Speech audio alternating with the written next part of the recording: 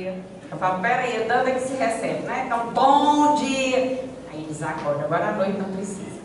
Bom, que todos sejam bem-vindos, os que estão chegando de primeira vez na nossa casa, se sinta abraçado pela nossa equipe, mas que sinta principalmente agraciado pela espiritualidade que assiste essa casa. Se ela existe, se nós hoje estamos aqui, é porque somos gratos a esses benfeitores que têm nos assistido, que têm nos coordenado, que têm nos mandado as orientações para que a casa permaneça em andamento.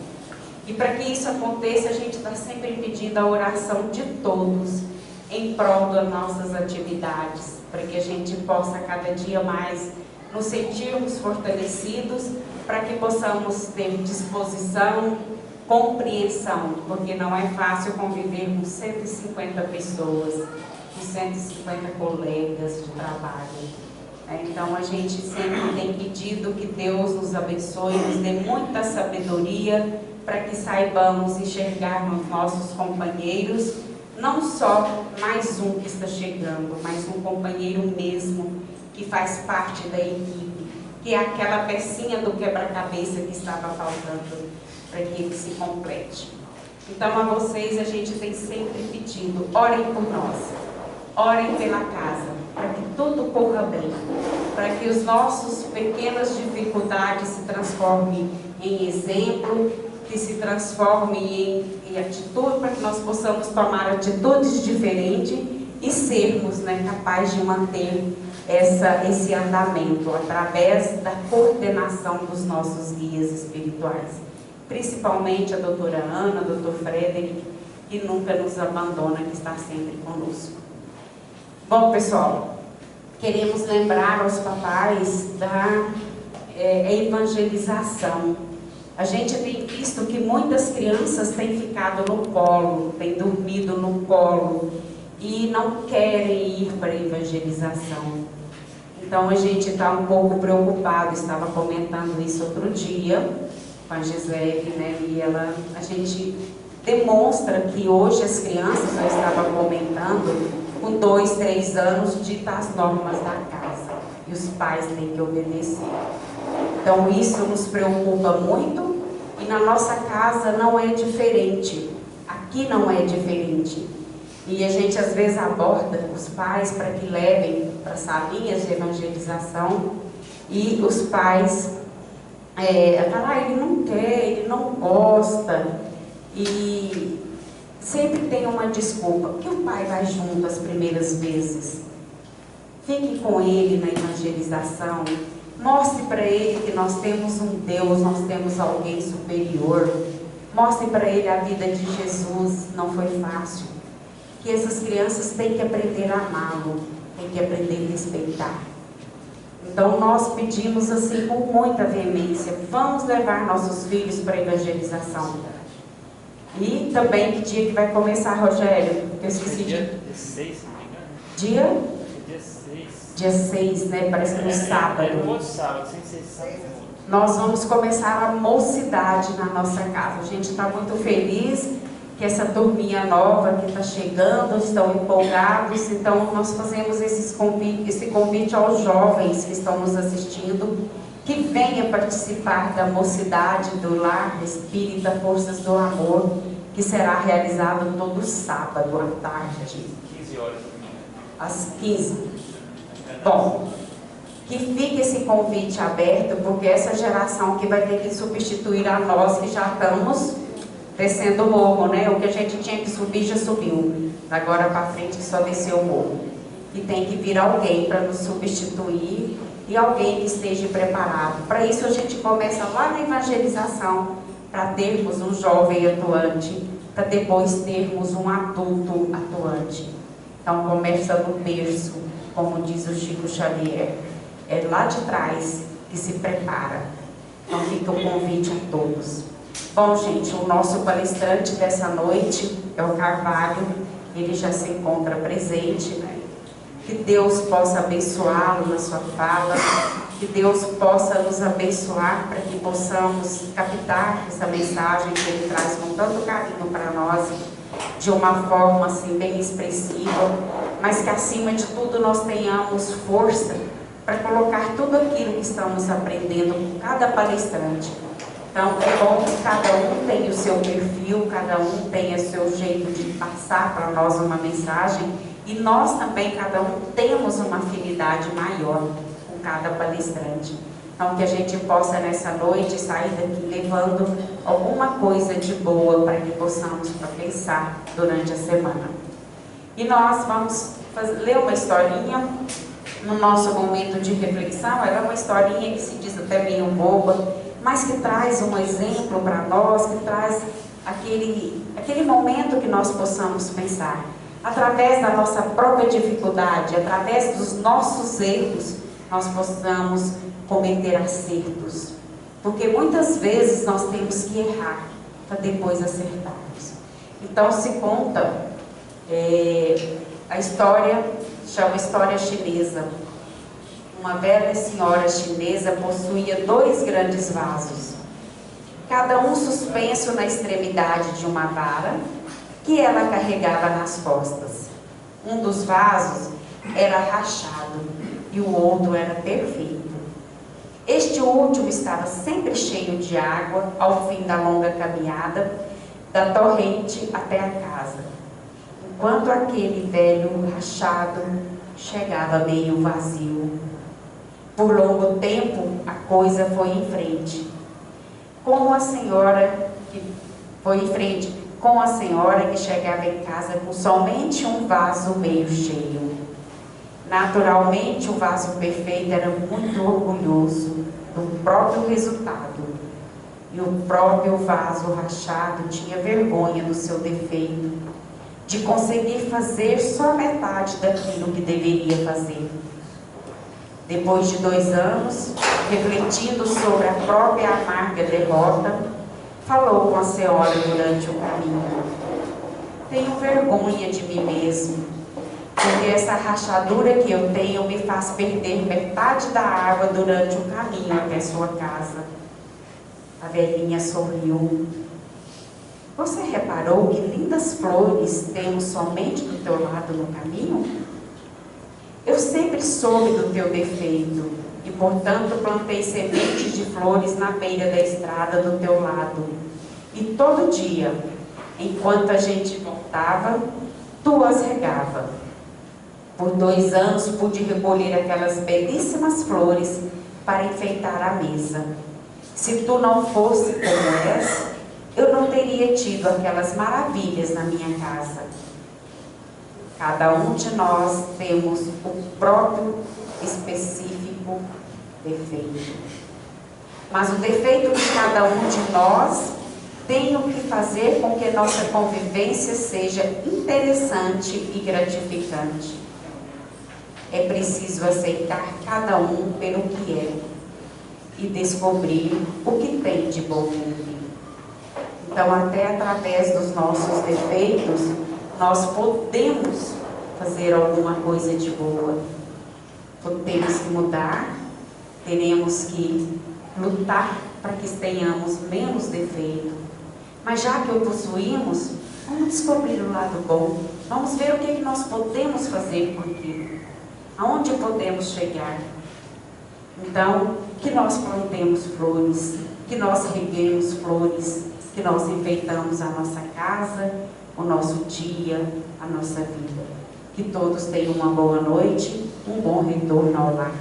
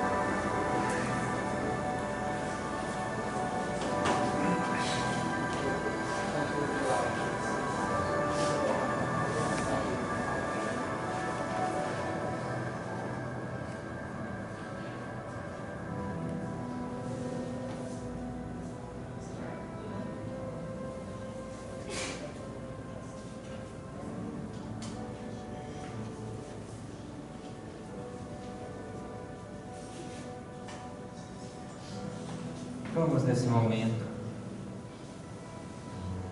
levar nosso pensamento a Deus, a Jesus, acalentar nosso coração, tirar de nossa mente todo qualquer pensamento negativo, todas as energias que a gente carrega durante esse dia que nos causam sofrimento, que nos causam dor, para refletir nesse momento, antes de ouvirmos a palestra, que tudo que a gente faz, todas as nossas falhas, para que a gente consiga buscar o amor de Jesus dentro de nosso coração, buscar as energias dos bons espíritos que estão aqui ao nosso lado, nos oferecendo uma mão amiga, um auxílio. E que Jesus abençoe o lar e a família de cada um. Aqueles que não puderam estar aqui, que possam estar recebendo toda essa luz, essa proteção. Aqueles que estão nos lares, ouvindo através da internet, possam estar recebendo também no lar de cada um muita paz e muita harmonia, muita luz. E que Jesus nos abençoe nesse momento.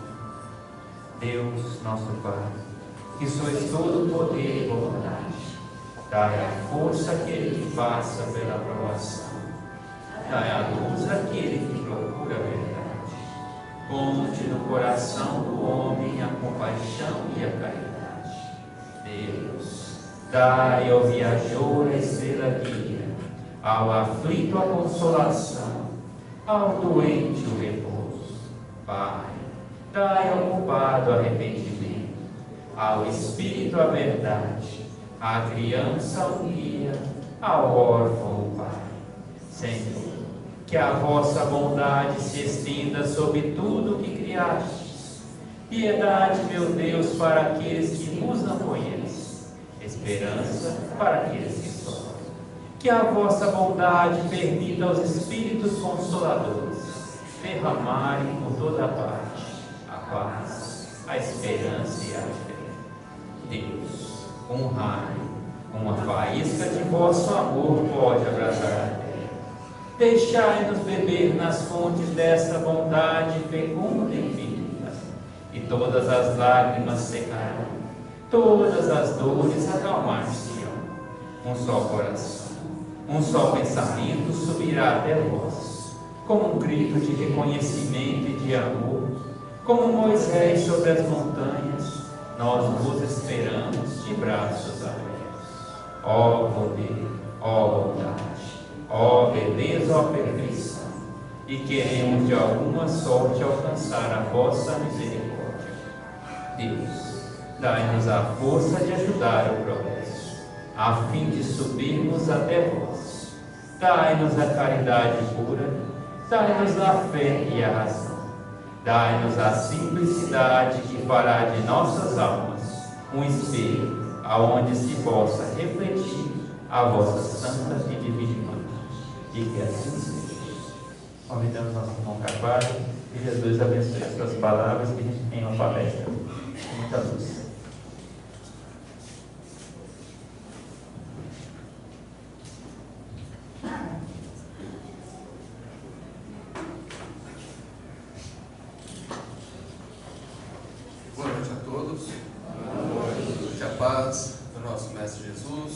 Sempre em nossos corações. Pessoal do fundo, está ouvindo bem? Acho que nem ouviu perguntar, né? Pessoal do fundo, está ouvindo bem? Tá? Sim. Bem, pessoal, hoje nós vamos tratar de um tema que é o perdão. O perdão, esse quase desconhecido de nós na atualidade, e que é algo ainda mal interpretado, considerando que nós, quando vivemos os maiores dramas das nossas vidas, somos chamados a perdoar. E fica cada vez mais difícil, porque a maioria de nós tem em mente aquele atavismo religioso causado por uma interpretação muito rasa das Escrituras, onde se dá a entender que perdoar é esquecer. Esquecer não é algo fácil, e eu até colocaria que não é possível. Porque imagina você agora, eu vou pedir todo mundo para imaginar um prato de macarronada. Agora esquece. Não tem como. Então hoje nós vamos visualizar, nós vamos dar uma passada, obviamente pontuando do que se trata o perdão e como trabalhar isso, para que ao menos sirva de norte para cada um de nós. Porque o perdão ele é tão importante, que Jesus só no Evangelho de Mateus anotou sobre o perdão 27 vezes. E que nós ainda não compreendemos a real necessidade. Mas vejamos, sabemos nós espíritas que fomos criados por Deus simples e ignorantes. Simples sem complexidades, ignorantes sem conhecimento. E no galgar da evolução, a partir do momento que nós somos dotados do raciocínio, ou seja, no reino hominal, Deus nos fez seres gregários, ou seja, seres com necessidade de viver agrupados, em sociedade. Porque é essa necessidade que faz com que nós façamos, com que nós interagimos um com o outro, com que nós aprendamos e ensinemos um com o outro, visando a formação de uma grande irmandade que é a humanidade. A humanidade é essa raça que habita todo o universo. E nessa convivência é muito natural que nós desenvolvamos simpatias por uns e nem tanto por outros. É natural que nós tenhamos melhor convivência com uns do que com outros. E essas simpatias, elas vão criando laços de identificação de gostos, de preferências, de vontades, que nós chamamos de afinidade. Então a simpatia gera laços de afinidades, cujos laços de afinidades, eles podem ser bons ou nem tantos. Eles podem ser bons ou ruins. Parece que está baixo o som, tá? Eu não estou vendo nenhum retorno, acho que melhorou. Porque na verdade eu posso ter afinidades boas, mas eu posso ter afinidade com algumas pessoas por vícios. Eu posso ter meu grupinho de pinga. Eu posso ter amigos onde praticamos pequenos ou grandes delitos, crimes, que é uma afinidade ruim. Mas as afinidades, quando elas são embasadas em sentimentos nobres, a convivência cria outro tipo de laço, que são os laços de amor. Cujos laços de amor é como um grande imã, que cria uma atração psíquica que faz com que esse clã, esse grupo, formate a chamada família espiritual. Nós todos fazemos parte de famílias espirituais, onde esse psiquismo gerado pelo amor faz com que nós nos atraiamos, nos reencontremos por várias reencarnações, não necessariamente juntos. Pode acontecer de nascermos em uma mesma família, pode acontecer de nascermos em famílias diferentes, mas nos reencontrar durante a vida. Pode acontecer de estarmos encarnados enquanto outros ainda no plano espiritual, uns chegando como bebês e outros já saindo como idosos, mas os laços jamais se desfazem. Agora, infelizmente existe um outro laço, uma outra força, que é totalmente antagônica ao amor, totalmente o contrário do amor, e que também cria laços que nos mantém juntos, que nos faz reencarnar repetidas vezes, se for necessário, e que são também gerados pelos desafetos, que é diferente dos afetos, pelas antipatias, por afetos que nós vamos construindo cotidianamente, que nós vamos gerando no nosso dia a dia, com pequenas picuinhas, por pequenas coisas. Uma palavra atravessada, um olhar ruim, uma resposta que nós não gostamos, pequenas coisas que nos levam a desentendimentos. Porque naquele momento o orgulho nos faz criar uma defesa que nos faz reagir, enquanto na verdade nós precisávamos agir, mas não devolvendo na mesma moeda.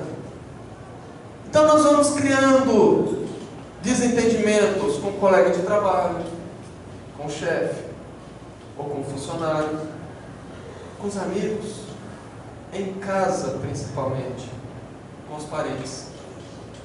E esses desafetos, eles vão evoluir fatalmente para dois tipos de sentimentos: ou a mágoa ou o ódio. A diferença da mágoa com o ódio é muito simples. A mágoa é aquele sentimento que nós temos gerados devido à decepção com alguém que gostamos. Por exemplo, você confia numa pessoa, seja ela seu cônjuge, seja ela um colega de trabalho, seja ela um familiar, e essa pessoa te trai. Essa decepção com a pessoa gera mágoa. O ódio é o sentimento que vem através da reação por algo que uma pessoa que nós não conhecemos, ou que às vezes nem nos despertávamos nada por elas, ou às vezes nós nem esperávamos nada dessa pessoa, e aquela atitude nos gera raiva, e a raiva evolui para o ódio. Agora veja bem, ninguém vai chegar aqui e dizer o seguinte: eu estou muito magoado porque eu acabei de tirar um carro zero na concessionária e arranhar ele todo ali no estacionamento. A pessoa vai falar que está com raiva, está com ódio. Ninguém vai chegar e falar: eu estou tão magoado porque ontem no show roubaram meu celular que eu tinha acabado de comprar. A pessoa está com raiva porque isso advém de alguém que a gente não esperava nada, às vezes nós nem conhecíamos. Esta é a grande diferença. Agora, esses sentimentos, eles são muito perigosos, porque nós retroalimentamos, ou seja, eu alimento o sentimento e ele me alimenta com a recordação. Eu fico lembrando da pessoa que me magoou, seja ela conhecida ou não. Eu fico remoendo a mágoa ou fico remoendo o ódio. Eu fico fixado naquilo cotidianamente. Quando eu vejo alguma coisa que me lembra, eu lembro da pessoa. Ou simplesmente eu vou deitar, vou fazer alguma coisa e fico me recordando daquilo. E esse sentimento é muito perigoso, porque eles vão crescendo. E à medida que eu vou alimentando e ele me retroalimentando, eles vão me causar dois sérios problemas. O primeiro problema é o problema de saúde. Mágoa e raiva causam muitas doenças. Desde o projeto Genoma, na década de 1990, quando houve uma grande pesquisa dos genes e foram identificados vários genes que causam várias doenças, o que permitiu a ciência, através da medicina, mais precisamente na área da psicossomática, aprofundar os estudos para definir as doenças causadas pela somatização dos sentimentos. Isso vem de encontro ao que André Luiz falou ainda na década de 1950, sobre os nossos pensamentos recorrentes, que vão gerando energias negativas deletérias, que ficam literalmente circulando no nosso perispírito, da mesma maneira que o nosso sangue circula por todas as veias, todas as artérias e vasos do nosso sistema circulatório, alimentando cada célula, por isso que elas estão vivas. Esses pensamentos alimentam cada célula do nosso perispírito, e que no dado momento, de tanto passar por ali de maneira negativa, ela causa um desequilíbrio de uma célula, apenas uma. E aquela célula começa então a se reproduzir de maneira diferente, fora do padrão. Ali nós temos um tumor, ali nós temos um câncer. E a medicina hoje já conhece muita coisa, inclusive, só para ilustrar, segundo as ciências, aliás, segundo os estudos mais modernos, câncer de mama é disparado por uma água de marido. Então isso nos afeta fisicamente. Viver remoendo raiva, ódio, rancor só faz mal para quem sente. Esse é o primeiro ponto. O segundo ponto é que o laço que mais une as pessoas não é o amor. Porque o amor não prende. Pelo contrário, o amor é um sentimento que liberta. O laço que mais une duas pessoas se chama ódio. O ódio cria laços porque principalmente nós não paramos de pensar na pessoa que odiamos. Não paramos de pensar na pessoa que temos mágoa. E o nosso pensamento é força construtora no universo. Nós emitimos energias positivas ou negativas segundo o que pensamos. Nós vivemos mergulhados como se fosse num oceano de pensamentos. E nós nos ligamos a essas pessoas que odiamos pelo pensamento. Assim como eu consigo me conectar à pessoa que eu amo pelo pensamento, assim como através do pensamento daqui, eu posso aplicar um passe, por exemplo, no meu irmão que está lá em Goiânia, através do fluido cósmico ou do fluido universal, através do meu pensamento, com ódio é a mesma coisa. E assim como o amor cria laços psíquicos de atração, o ódio muito mais. Porque eu me prendo à pessoa que eu odeio. E me prendendo pela lei, porque somos irmãos, nós precisamos ajustar, aparar as arestas. E a lei nos faz reencarnar, a depender do grau do ódio, mais próximos ou mais distantes das pessoas que nós odiamos. Portanto, se não quiser voltar com a sogra, ame-a, porque fatalmente virá muito mais próximo, em próxima ou em próximas reencarnações. Mas isso pode ser evitado, porque reencarnar com uma pessoa não é problema. O problema é reencarnar com uma pessoa a qual não temos afinidade. Pelo contrário, temos repulsão. Porque a reencarnação é dotada de uma bênção muito grande que se chama esquecimento. O esquecimento é necessário para facilitar a minha vida.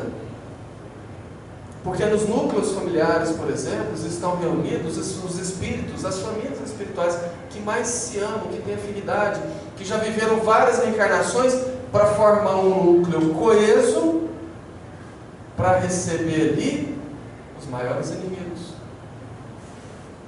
Por isso que não existe família perfeita. Toda família tem uma encrenca com alguém, entre alguém ali dentro. Porque nós não nos lembramos dos fatos, mas nós nos lembramos das emoções.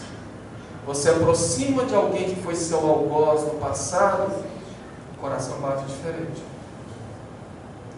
Mas o esquecimento faz com que a convivência, mesmo que muito difícil no começo, durante a vida, as dificuldades naturais que as famílias enfrentam, os problemas naturais, façam com que no decorrer da vida desfaça a inimizade. Mas é ruim, é difícil e desnecessário.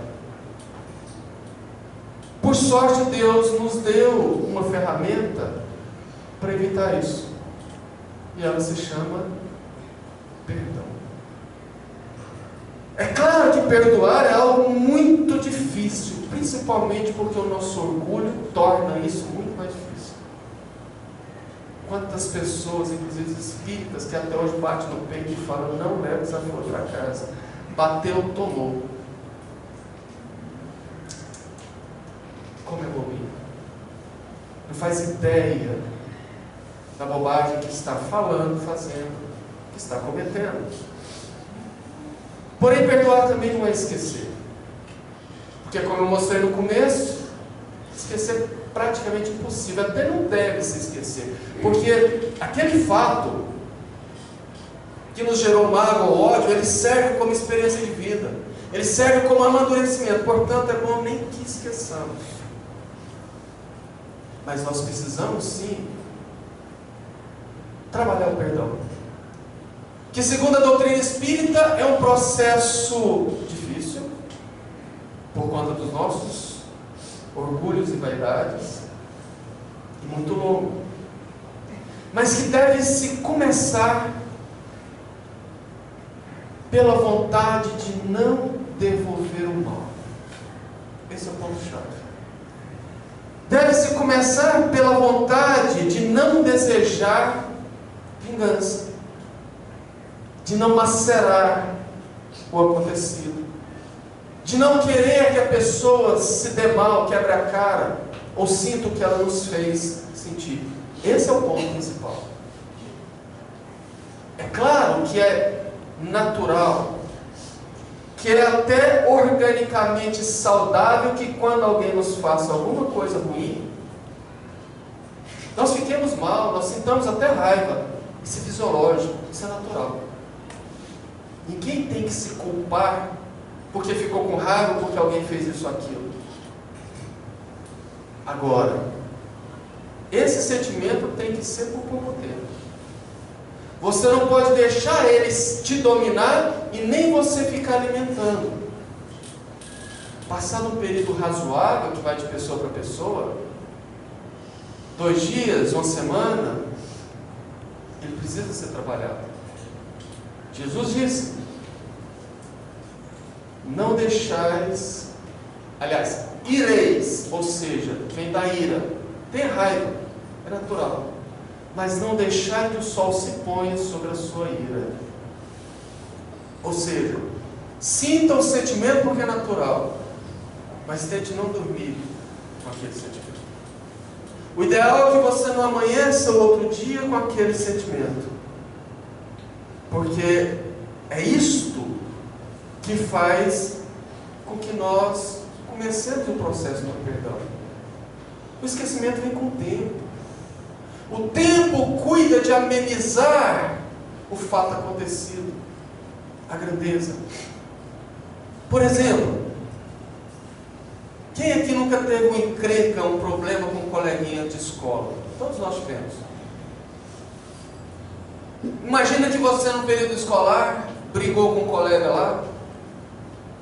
Uma briga séria, que fez com que cada um virasse a cara e nunca mais conversasse. E o tempo passa. Vocês crescem, se formam, e numa dessas voltas que a vida dá, você encontra aquele colega no shopping. E olha assim, reconhece, ele olha e reconhece. Seu fulano, você é o Beltrano? Cara, que bom te ver aqui. Você lembra quando a gente era pequeno lá na escola e brigando, nunca mais nos falando? Que bom ver que você está bem.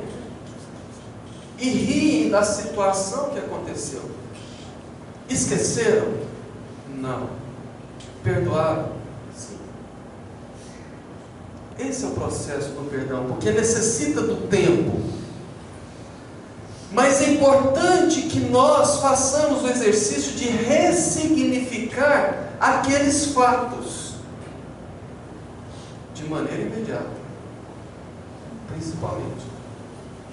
O que quer dizer que quando alguém faz alguma coisa ruim comigo,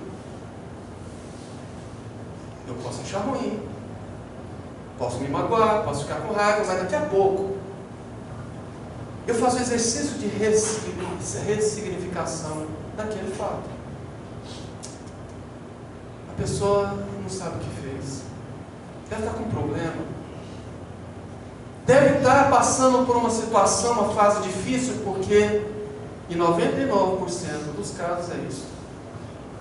As pessoas que fazem algo mal, as pessoas que agridem, as pessoas que ferem, as pessoas que atacam, são pessoas doentes da alma. São pessoas infelizes ou que estão passando por um momento muito difícil. E ao entender isto, fica mais fácil de perdoar. Vamos entender.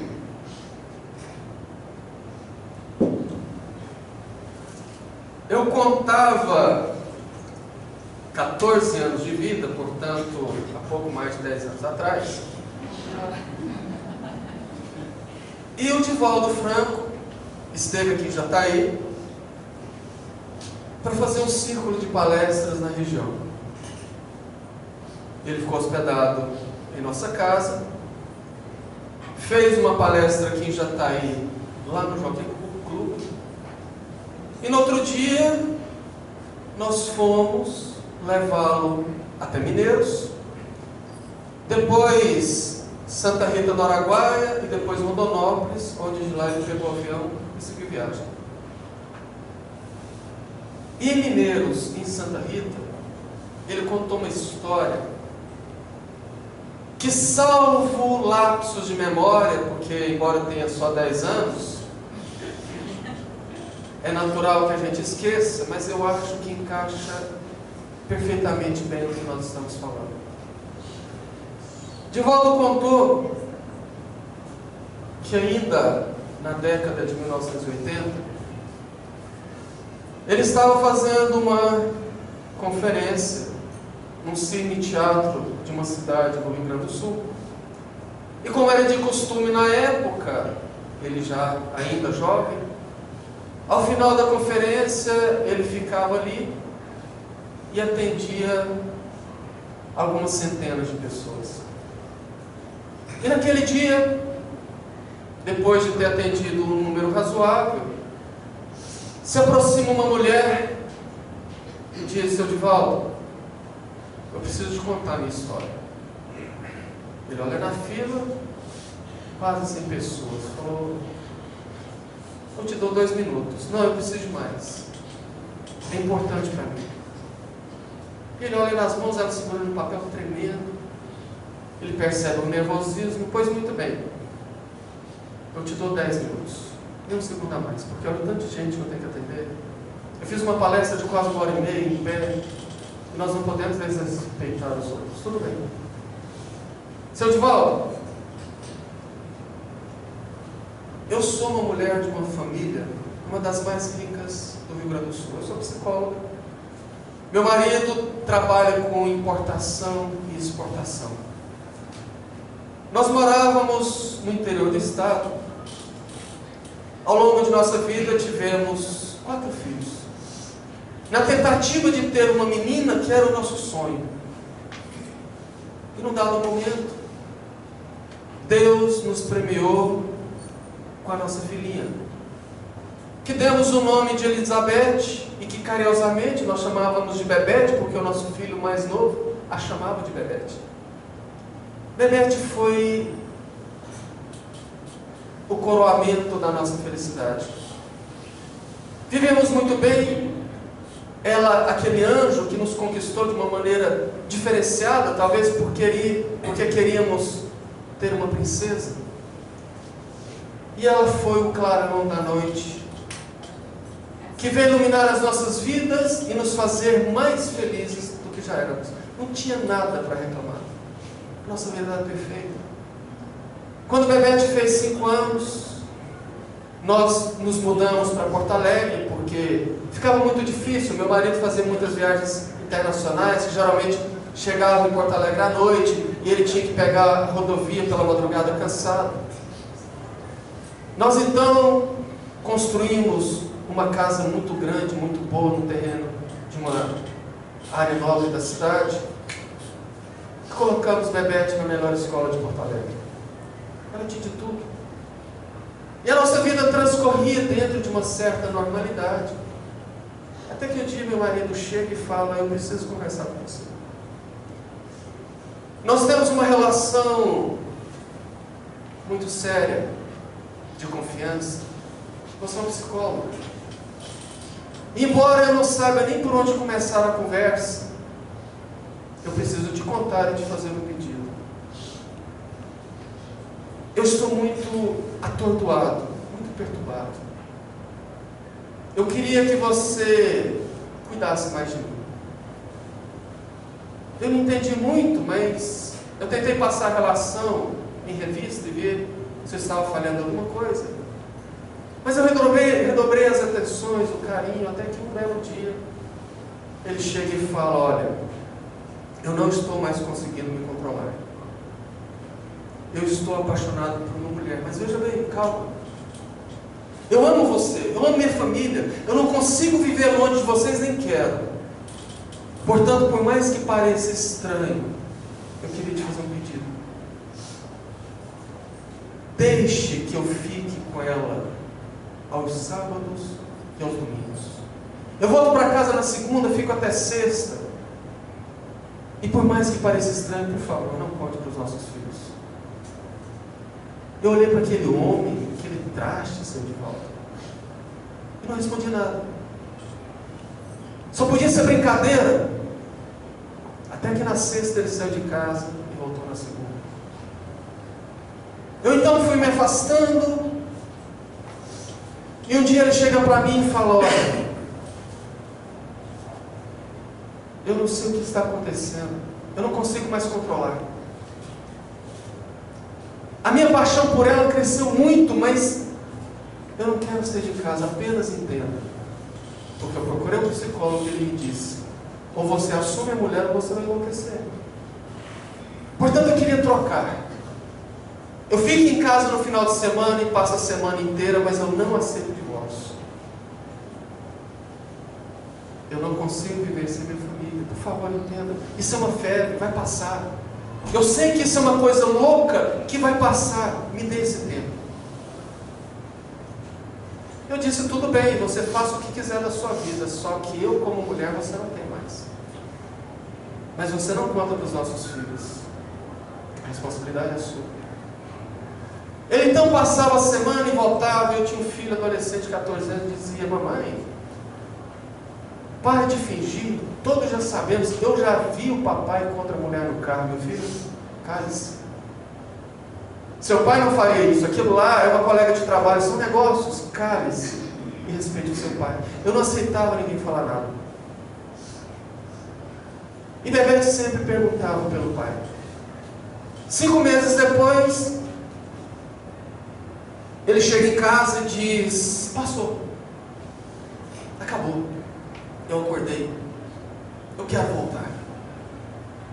Eu acordei quando eu estive aqui ontem e segurei as mãos de Bebete. Ela disse: papai, por que o senhor nos abandonou? Bebete, eu não abandonou. Não, Bebete, eu estou trabalhando. Papai, o senhor está mentindo. Eu fitei bem os olhos azuis de Bebete e disse: meu amor, você é uma princesa, uma boneca de carne, muito inocente. Um dia talvez você vai saber de algo que o papai fez, e se você não puder me perdoar, pelo menos me desculpe. E ela disse: papai, eu faço o que quiser, mas volte para casa. Naquele ponto, naquele momento, eu acordei. Eu vi que eu não poderia destruir a minha família, e muito menos o nosso grande sonho. Eu olhei para ele e não disse nada. Virei as costas. E ele voltou para dentro de casa e com o tempo foi me reconquistando. E quando nós estávamos quase tendo o nosso casamento de volta, a nossa empregada doméstica chega e diz: senhora, a Bebete não está no jardim. Quando eu fui buscar na escola, o porteiro disse que uma mulher havia pegado ela em nome do seu marido e trazido para casa, mas ela não está em casa. Eu assustei muito, liguei para o meu marido, ele não sabia de nada, corremos até a escola. E o porteiro narrou a mesma história. Que uma mulher chegou, dizendo que o pai pediu para buscar a filha naquele dia e a levou. Eu desesperei. Ao final do dia, a Bebete não apareceu, nós fomos na polícia, nos jornais. Ela havia sido raptada, e eu dizia que nós pagávamos o que fosse preciso, mas que devolvesse a nossa Bebete. 3 dias depois, crianças brincando num terreno baldio próximo de casa, encontram o corpo de uma criança mutilada, picada. A polícia chama meu marido e ele reconhece que era o corpinho de Bebete. Eu desesperei. Eu tive que ser internada porque eu adoeci. Me fizeram a sonoterapia porque eu não conseguia sequer ficar acordado. Na investigação, descobriram que meu marido havia tido um caso, um amante. E depois de um longo interrogatório e de alguma pressão, a amante do meu marido confessou: fui eu que matei. Matei e mataria 1000 vezes, porque eu não matei uma criança, eu matei uma rival. Porque foi ela que tirou de mim um homem que eu amava. Ela foi presa e foi chamada de a besta. As pessoas quiseram linchar ela. Ela teve que ser transferida para outra cidade e eu me recusei a sequer saber quem era. E quando eu encontrei meu marido, eu acusei. Eu tive vontade de matar ele, porque eu falava: você matou a nossa filha. Porque se você não tivesse tido um caso extraconjugal, nós estaríamos com a nossa filha aqui, você matou ela. E o meu desespero cresceu tanto, que uma amiga minha, certo dia, chegou: procura religião. A minha religião, eu não professava, eu não tinha costume, mas eu tinha uma religião, não dizia nada. Simplesmente falava que eu tinha que aceitar, porque Deus quis daquele jeito, e não me trouxe nada. Até que essa amiga chega até mim um dia e diz: você já ouviu falar no Chico Xavier? Eu nunca tinha ouvido falar nesse Chico.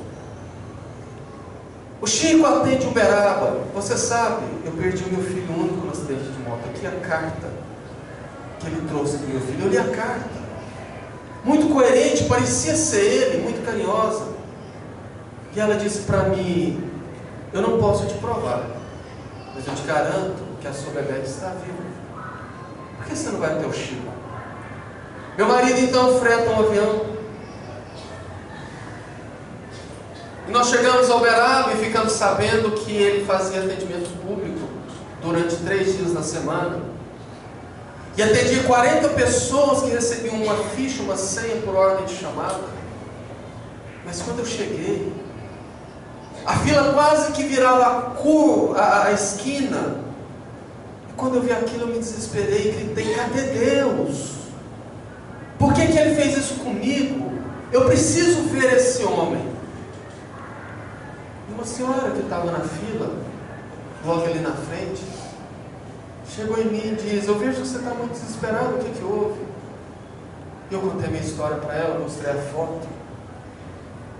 E ela disse: veja bem, o Chico fala que o telefone sempre toca de lá para cá.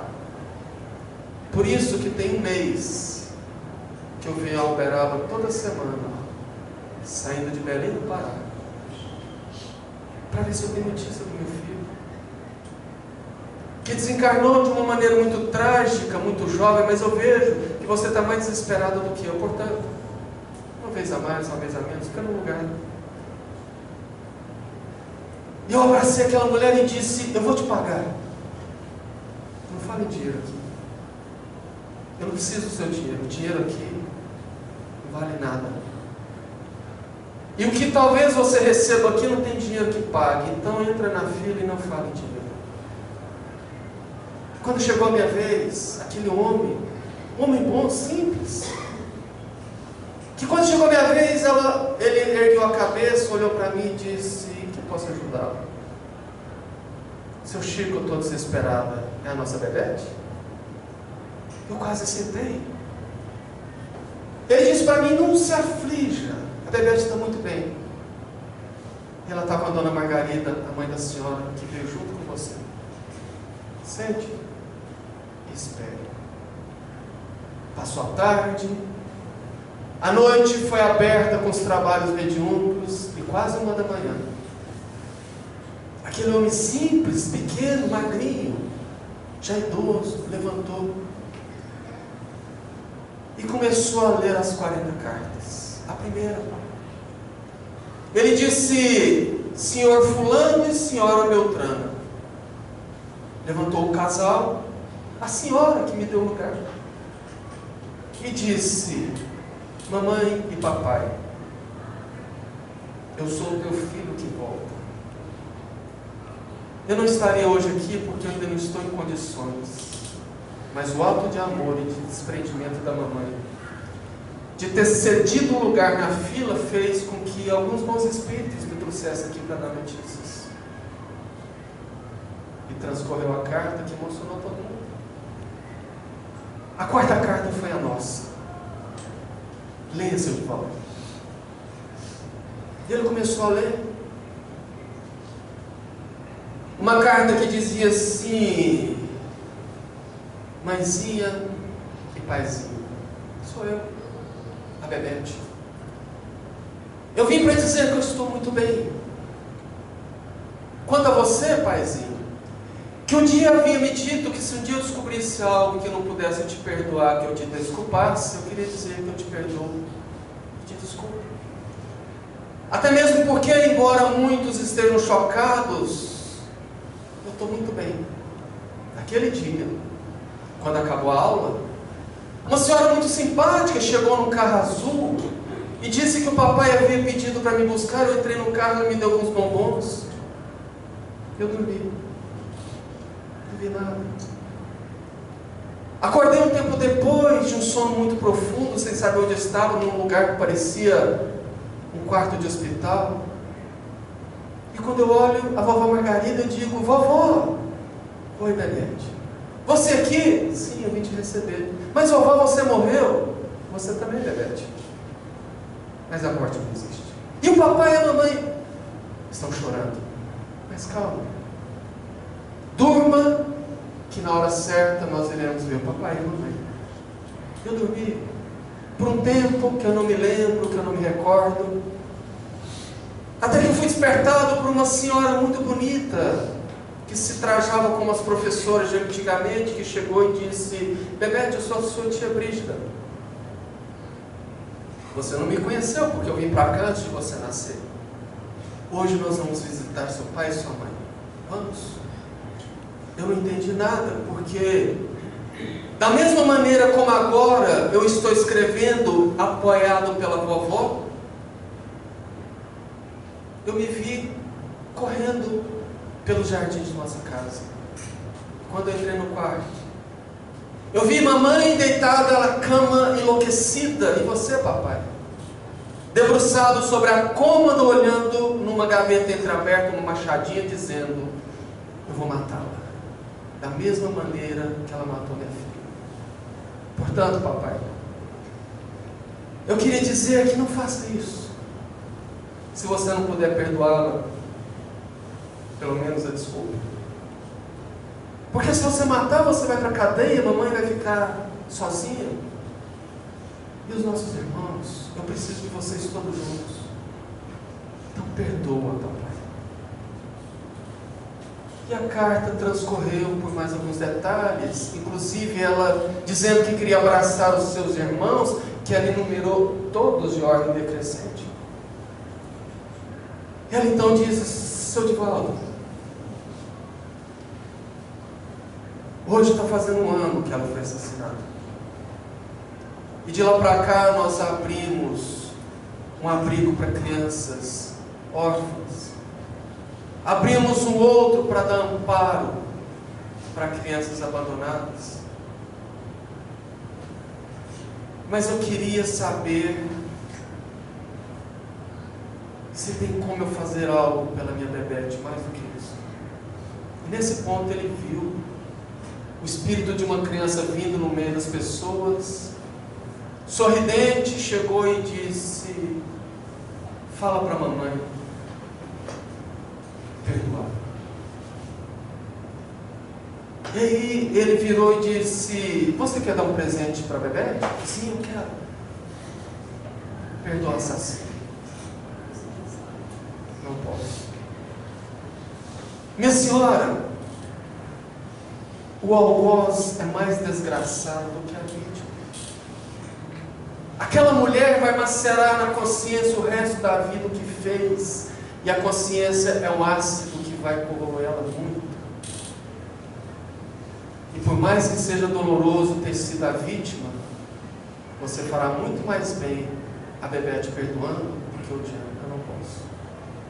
Eu não posso, e se virou e foi embora. 3 meses depois, ela manifesta em Salvador, psicografa uma carta, dá o endereço da mãe em Porto Alegre e pede para Divaldo colocar no correio. Passa um tempo, o telefone toca, porque na carta ele havia colocado o telefone dele. E ele diz do outro lado: seu Divaldo, o senhor está sentado? E ele fala brincando: não, eu estou em pé para a ligação ser rápida. Então sente-se. Eu sou a mãe de Bebete e acabei de chegar da prisão. Ele sentou. E ela disse: eu recebi a sua carta, ponderei muito. E o que mais me ajudou, porque eu virei espírita. Aquela estada no Chico mudou totalmente a minha vida. Eu resolvi estudar, me tornei espírita. E ontem eu tomei uma decisão, porque hoje é aniversário de nascimento de Bebete. Eu chamei meu advogado, pedimos a permissão ao juiz, e eu criei coragem para ir até o cárcere, levar o Evangelho segundo o Espiritismo para aquela mulher. E qual foi a minha surpresa, seu Divaldo? Que quando eu chego, que eu vi o corredor bem de frente à cela, uma mulher sentada de costas, com os cabelos desgrenhados, e quando o carcereiro chama ela pelo nome, e ela se vira: seu Divaldo, a minha amiga que frequentava periodicamente a minha casa, que servia a minha mesa, tentou roubar meu marido e acabou com a minha filha. Quando eu abri a bolsa para pegar o livro, ela gritou: não me mate, porque ela achou que ia pegar a arma. Eu disse: te matar? A morte não existe. Eu apenas iria te transferir daqui para outro lugar. Não. Enxugue as lágrimas da sua vida desgraçada nesse livro. Virei as costas e saí muito aliviado. O senhor não faz ideia do peso que eu tirei das costas, mesmo sabendo quem era ela. Eu sei que Bebete está muito feliz com isso, porque foi isso que ela me pediu na casa. E ela havia pedido também, dizendo que ela via muitas crianças abandonadas com fome, que nós tínhamos tanto, e que ao invés de chorarmos pela morte dela, que cuidássemos da vida de outras crianças. E hoje, no Rio Grande do Sul, Várias cidades do interior, inclusive Porto Alegre, tem várias instituições que atendem crianças órfãs e abandonadas, criadas por essa família, que se reconstruiu a partir do perdão.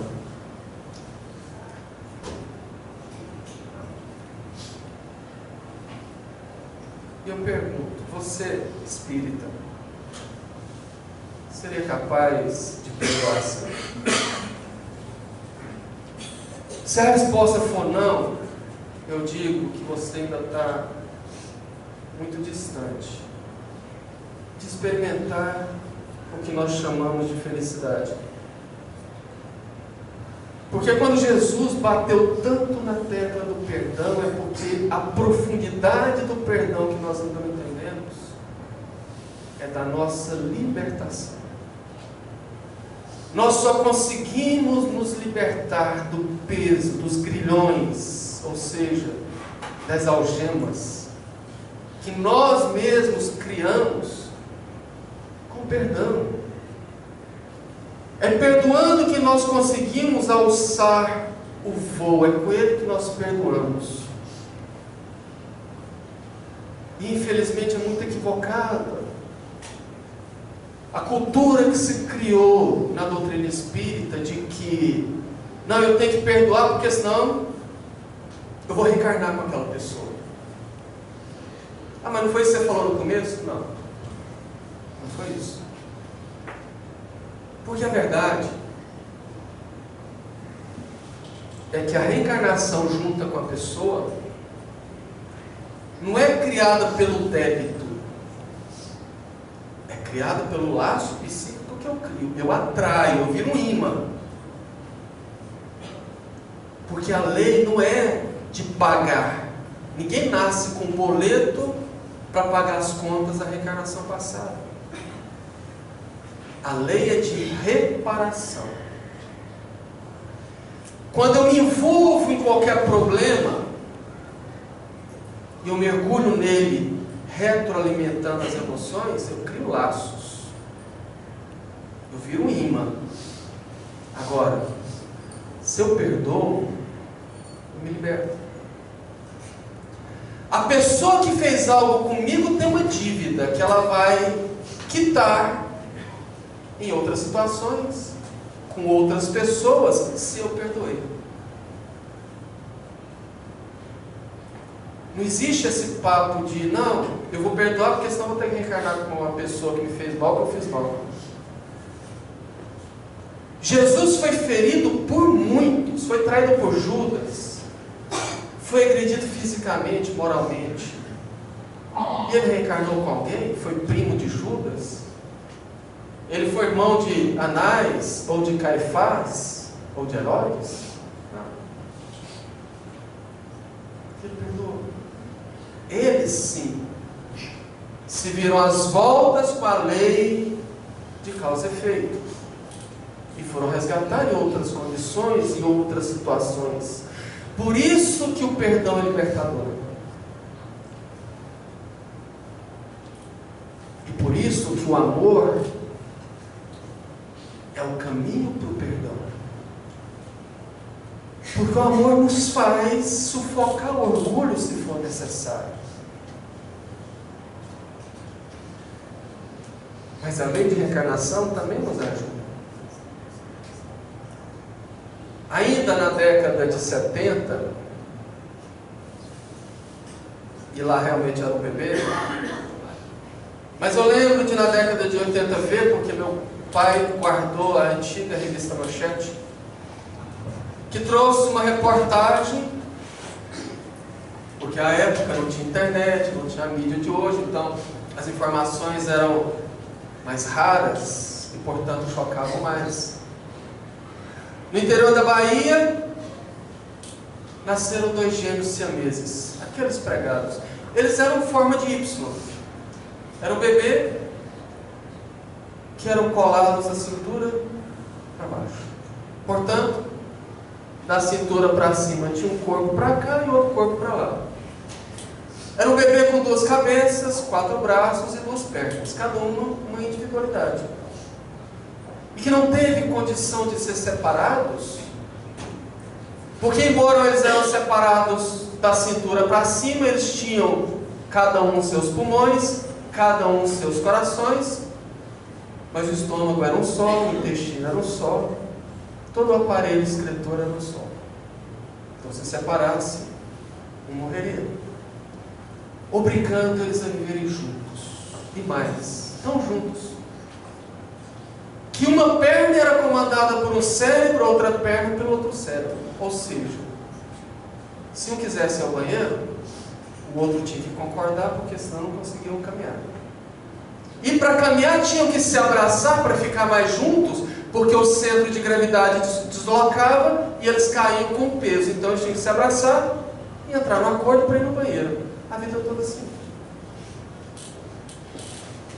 Mas por conta dessa particularidade, os médicos disseram que talvez eles não viveriam mais do que 12 ou 13 anos. Viveram 16. E se davam muito bem. Um era mais emburradão, o outro era mais bem-humorado, ficava fazendo cosca no outro, brincando. E viveram como crianças normais. Até que aos 15 anos, algumas enfermidades os colocaram de cama.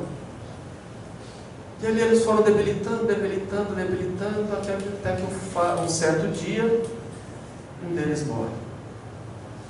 Quando morreu, o outro desesperou. Desesperou de gritar e dizer assim: eu não estou com medo de morrer porque eu sei que vou morrer. Eu estou desesperado porque o meu amor, o meu irmão morreu. 10 minutos depois ele desencarna.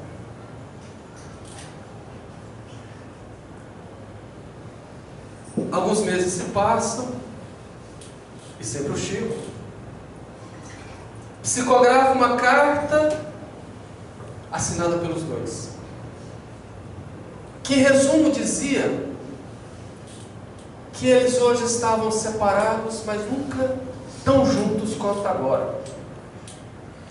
Foi necessário um processo perispirítico muito complexo para separar os dois, mas que o amor os uniu pela eternidade finalmente.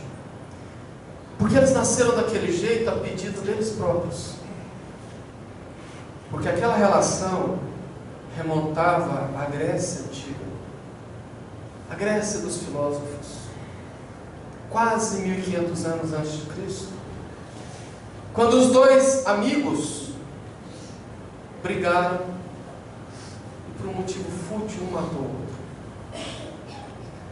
Reencarnaram amigos, e ainda por conta daquele desentendimento que guardava na memória perispiritual, o outro mata um. E cada reencarnação, reencarnaram como patrão e empregado, um matou o outro. Reencarnaram como irmãos, um matou o outro. Como pai e filho, um matou o outro. E assim passaram quase 3 mil anos. Até que pediram que reencarnasse numa condição que não houvesse como se matarem, que desse condição para se perdoarem, porque estavam cansados do sofrimento. E a misericórdia divina, através da bênção da reencarnação, proveu o que para os olhos dos desavisados e desatentos era uma aberração, aos olhos mais informados e mais atentos era uma bênção. A bênção do perdão. Que o orgulho muito nos impede de trabalhar, mas que o amor nos conclama a perdoar. Portanto, meus queridos, se faz urgente que nós analisemos essas coisas, que trabalhemos as nossas picuinhas no nascedouro, que não deixemos crescer, e que tentemos desfazer as inimizades, porque Jesus disse: reconcilia-te com teu irmão enquanto estás a caminho com ele. Ou seja, resolve as encrencas enquanto está aqui, porque depois que desencarna, você não sabe para onde que vai nem ele. Às vezes ele já é uma pessoa que te perdoa e vai para uma esfera legal, e você nem tanto. O que adia a reconciliação por séculos, nos atando a dores e a sofrimentos desnecessários, que ninguém precisa. Então reconcilia enquanto estás a caminho com ele. Para encerrar, eu nunca esqueço de uma lição que eu, espírita de berço, que cresci tendo os exemplos do meu pai que nos criou, levando e mostrando, eu tive já aos 20 e tantos anos de uma ex-namorada que não era espírita. Nós tivemos uma relação longa de 4 anos, extremamente conturbada, e terminamos numa briga que hoje eu encaro como boba, que não era necessária, e que eu guardei aquela mágoa por muito tempo. Ela depois tentou voltar, criou umas situações que aquelas situações só faziam a minha mágoa aumentar. Até o ponto que eu desliguei totalmente, cortei relações, bloqueei tudo, mudei de número de celular e pensei comigo, na altura dos meus 23 anos, agora eu vou ter paz. Mas eu nunca tive paz, nunca ficava bem. Aquilo me atrapalhava nas menores coisas, porque eu não tirava aquilo da cabeça. 2 anos depois, eu recebo um e-mail. Porque como ela morava em outra cidade, não tinha meus contatos, não sabia endereço, que eu havia mudado, ela tinha meu e-mail e mandou um e-mail.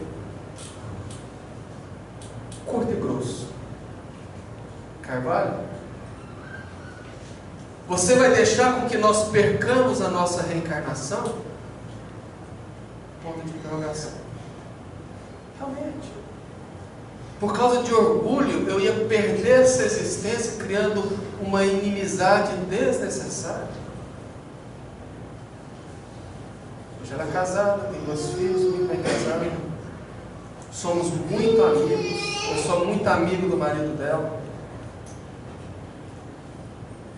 E a coisa flui de uma certa maneira. Ela se tornou espírita por outros motivos, trabalhadora no centro em Itubiara, e ficamos bem. Então guarda essa frase: você vai perder a sua reencarnação por bobeira? Bom final de semana a todos, que Jesus nos abençoe.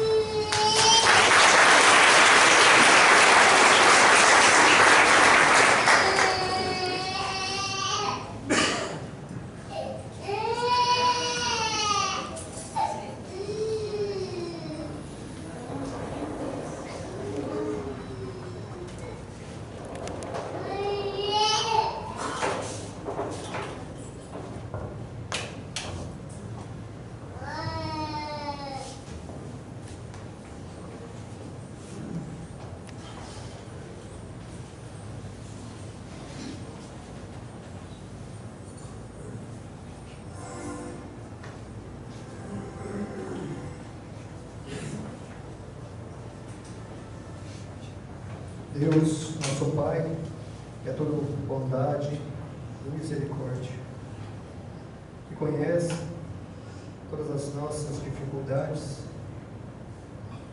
sabe todos os nossos pensamentos, que é complacente com as nossas falhas,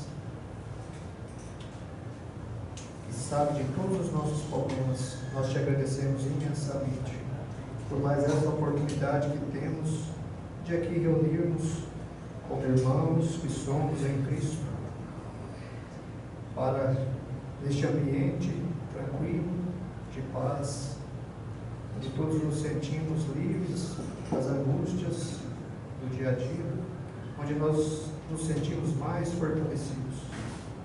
Nós te rogamos, através de nossas preces, que tenhamos as condições necessárias para mantermos essa serenidade quando daqui partirmos em direção aos nossos lares, que ali possamos compartilhar com aqueles que amamos um pouco dessa paz que aqui adquirimos.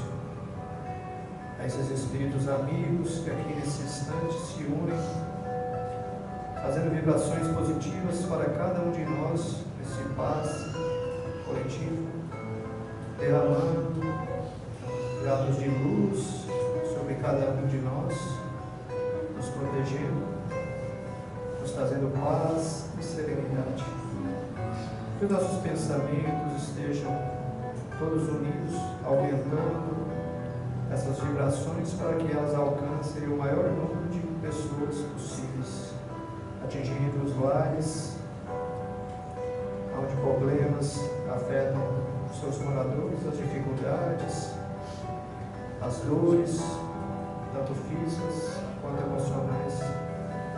O nosso desejo a esses nossos irmãos sofredores, para que eles recebam essas vibrações, seja até maior do que o que nós desejamos para nós próprios, e que assim possamos seguir em frente sempre confiantes na paz que o Mestre Jesus deseja que cada um tenhamos no coração. E assim silenciosamente oremos, pedindo a Deus a proteção necessária, mas acima de tudo que esteja sempre abrindo nossos olhos em direção a nós mesmos, para que possamos a cada dia mais conseguirmos sermos melhores e seguirmos uma evolução que é tão necessária e todos nós já temos a plena convicção que é indispensável que assim seja.